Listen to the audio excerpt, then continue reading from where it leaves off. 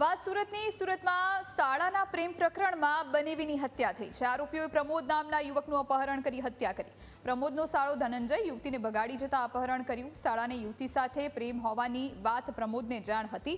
યુવતીના ભાઈને પ્રમોદનું અપહરણ કરી તેની હત્યા કરી। પોલીસે યુવતીના ભાઈ નિતેશ અને દીક્ષિતની ધરપકડ કરી। દીક્ષિતની પૂછપરછમાં યુવકની હત્યાની તેણે કબૂલાત કરી છે।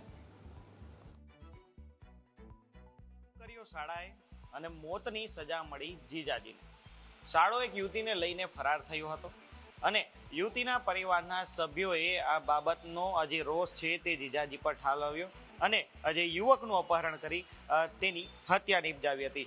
સમગ્ર ઘટનાની વાત કરવામાં આવે તો 9 એપ્રિલ 2025ના રોજ આરતી દેવી નામની મહિલા દ્વારા પોતાનો પતિ ગુમ થયો હોવા બાબતે એક ફરિયાદ છે તે પોલીસ સ્ટેશનમાં આપવામાં આવી હતી। પોલીસ દ્વારા આ બાબતે મિસિંગ ફરિયાદ દાખલ કરીને તપાસ હાથ ધરવામાં આવી હતી। પોલીસ દ્વારા અલગ અલગ બાબતો પર તપાસ જે છે તે હાથ ધરવામાં આવતા ધ્યાને આવ્યું હતું કે જે પ્રમોદ ચૌધરી છે તેનું અપહરણ થયું હોઈ શકે છે। આ બાબતે શંકાસ્પદ લોકોની પૂછપરછ કરી ત્યારે જાણવા મળ્યું હતું કે પ્રમોદ ચૌધરીનો સાળો છે તે એક છોકરીને ભગાવીને લઈ ગયો હતો અને ત્યારબાદ આજે યુવતીના પરિવારના સભ્યો દ્વારા પ્રમોદનું અપહરણ કરી તેની મારી નાખવાની ધમકી આપવામાં આવી હતી અને ત્યારબાદ પોલીસ છે 2 આરોપી સુધી પહોંચી હતી અને પોલીસે આજે સમગ્ર મામલે 2 ઈસમોની ધરપકડ કરી છે। નિતેશ બૈઠા અને દક્ષિત મકવાણા નામના 2 ઈસમો છે તેની ધરપકડ કરવામાં આવી છે।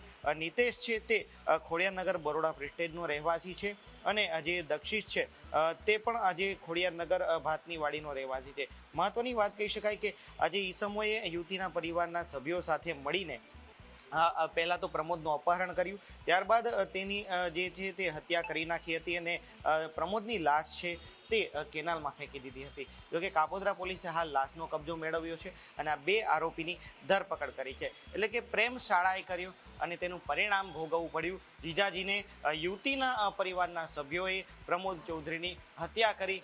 પ્રમોદ ચૌધરીની સંતાનમાં એક દીકરો છે અને હાલ એક દીકરો છે પિતાની છત્ર છાયા વિહોણો બન્યો છે અને એ પણ પોતાના સગા શાળાના કારણે।